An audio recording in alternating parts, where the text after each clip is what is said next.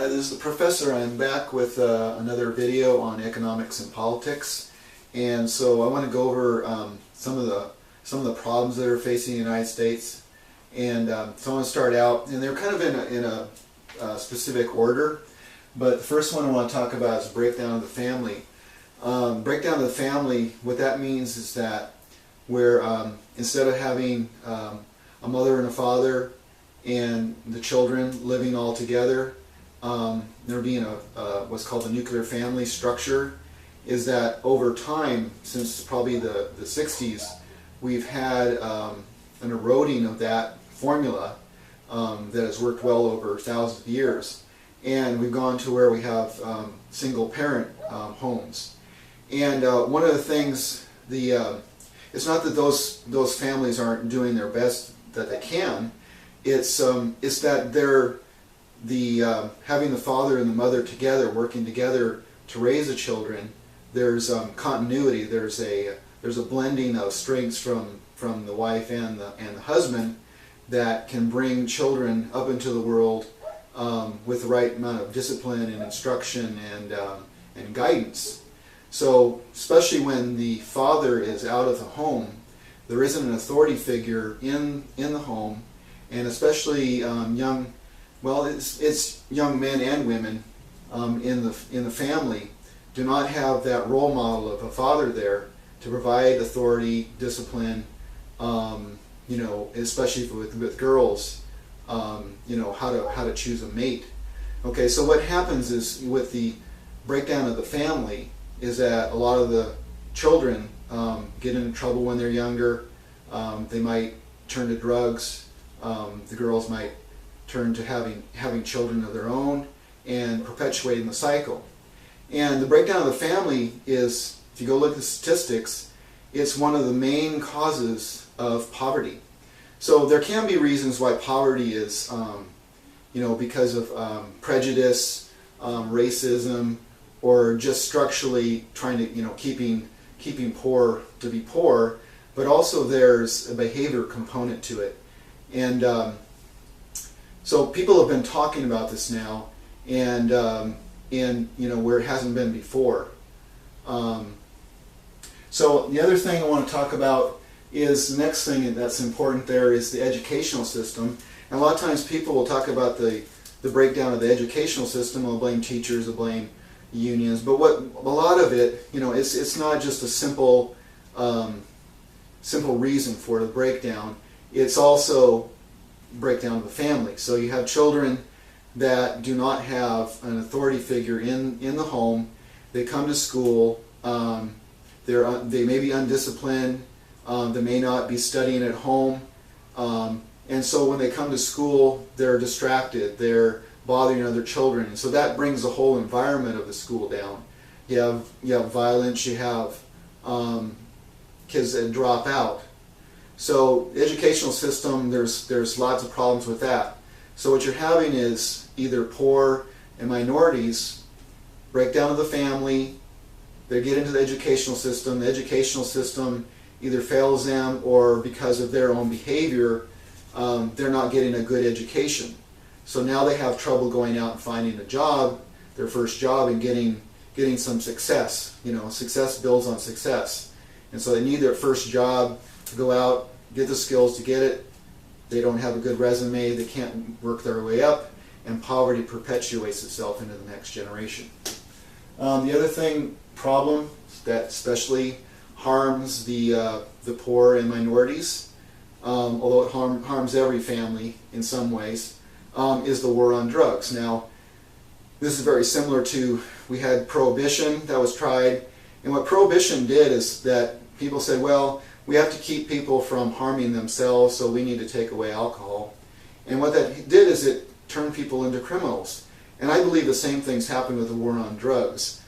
People say, well, we've got to keep people from doing drugs. And the person's harming themselves. Now, if a person that's on drugs goes out and drives a car, drives a train, drives a bus, or goes out and commits some other crime, and they hurt somebody else, then you should prosecute them for that crime, but not the crime of harming themselves. So the war on drugs, what that does is young people that families broken up, they do not get a good education, so they get a job. They can't get the skills to get their first job. What do? They turn to drugs. They turn to selling drugs. Then they get a crime record, and that will taint them for the rest of their life. And so for them, the die has kind of been set in that their life is now going to be extremely, extremely hard to get out of that situation, get out of poverty. The other thing is militarism. It used to be that Republicans, the conservatives, were actually anti-war. They were the anti-war party. If you think back to Nixon, Nixon ran on getting us out of Vietnam. It was Democrats, that Kennedy, that got us into the war in Vietnam, and Nixon ran to get us out of the war.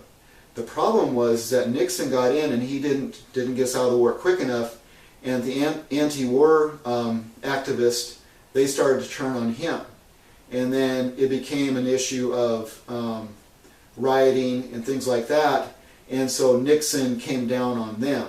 And so, but eventually he did get out. Now what happened is the Democratic Party used to be the ones that were for wars, and when McGovern came in, he actually switched it around, and he now became anti-war activist. And so it's very interesting that the parties that actually flip-flopped, where the Democrats used to be the ones that wanted to go into war, Republicans and conservatives didn't like war. Actually, the founding fathers says don't get entangled in foreign wars. And so that was a founding principle for the United States. And we did that for, a long, long time. And so the actual parties flip-flopped. And I think the Cold War had a really changing effect on the Republican Party. And now we've come to, George Bush invading, Iraq and Afghanistan. And so things have really changed, I think, for the worse in that respect. The other thing we have is generational. What I mean there is the aging of the population. And a lot of promises have been made for Medicare and Social Security. And these promises, what you put into these systems is not enough. It's less than what you take out. I believe it's like almost 3 times, take out 3 times what you put in. Well, that's in essence what a Ponzi scheme is. You put in a little bit, you get out a lot. It requires people contributing now to give to retirees that have already put in. So and we don't have enough workers putting in now for the people that are taking out. So this is a big trillions of dollars of promises that have been made that will not be able to be kept. The other problem we have is globalism. Back in the starting in the 80s and accelerated into the 90s, we had the NAFTA agreement, we had the GATT agreement, which basically opened up, NAFTA opened up Central and South America to outsourcing. The GATT treatment opened up the rest of the world to outsourcing. So now corporations can ship jobs over there, and then they ship the goods back to us. So this has really hurt American middle-class jobs. The other problem we have is the welfare state, based on the superiority we had after World War II. If you think back to World War II, Japan was defeated, Russia was devastated by Germany, England was basically bankrupt, most of Europe was destroyed. And so what happened is the United States, I call it the last man standing. They were the only ones standing that hadn't been invaded and basically destroyed. So our economic power rose considerably. We were, the lone superpower in the world. Russia did get the bomb after that, but that was economically we weren't even close to us. And so what happened after World War II is that a lot of the corporations came up with giving people pensions. The welfare system started more extensively in the 60s, and Social Security became more prevalent, And so a lot of the welfare system, the promises were made, were based on us being superior and us exporting to the rest of the world. Well, with globalism, that's all changed. And so now we are, we still have a welfare system that's based on the myth, the illusion that we're still wealthy, and we're not. That's the problem. So the other thing is we've been running big deficits and taxes. So it used to be that the Republican Party and conservatives were all for balancing the budget, and that was their main concern. And so what that means is that if you want to have a welfare system and the government has these large expenditures, the Republicans say, okay, but you need to raise the taxes to do that. And so throughout the 50s, actually the tax rate was very, very high. And the budgets were actually balanced. And then what happened is that the taxes kept going up, and so there was a shift in philosophy on the conservative side that said, it's called starving the beast, and let's take away the taxes from the government. Hopefully that will slow down the rate of expenditures. And what that's done is it's not slowed down the rate of expenditures. The expenditure is still occurring, but what's been happening is we've been running deficits. We're actually shifting the costs onto the next generation. So we're actually taking from our children and our grandchildren and great-grandchildren to pay for something we are expending now. And so that's the great illusion, is that if a lot of people like to say they're compassionate, and I think the United States is very compassionate. I think if you go back and look at how many trillions of dollars we spent on the welfare system, it's enormous, and it's actually going to it's rapidly increasing now. And are there limits? Are there limits to how much we can give? If you were to take all the money from all the wealth, not just the income during the year of the upper 1% in the United States, that equals $4 trillion. We're in debt right now, $17 trillion. So you could confiscate everything that the upper 10% own, and it still would only pay less than a quarter of the debt that we've incurred. So the solution is not taking everything from the upper 10%. I mean, yes, they've become very, very wealthy, and income is unequal, I think exaggerated at certain points in history, and I think this is one of those times. But the solution, that's only part of the solution. Okay, it's going to take the rest of the world, the rest of the populace is going to have to pay this all off. There just isn't enough money in the upper 10% to pay it off. And so if you really feel the desire and the compassion to care for and support the welfare system at the level it is, then I say, good for you, but let's pay for it. If you want your taxes raised, let's get rid of the deficit right now. I say let's, Republicans and conservatives say, yeah, go for it. Let's get rid of the deficit completely. And so what that's going to require, they give this statistic says, well, it's about $50,000 per person. But you know what? This number called the 47%, 47% of the people don't pay taxes. So that means the $50,000 per person isn't the number you need to look at. It's actually closer to $100,000 that tax-paying people would have to pay. So we've got a lot of people that are not either unemployed, on welfare, getting government assistance. They don't have that money to give. So what it's going to require is the middle class is going to have to pay a huge sum of money at some point in the future. So the last one I want to talk about is called feeding at the trough.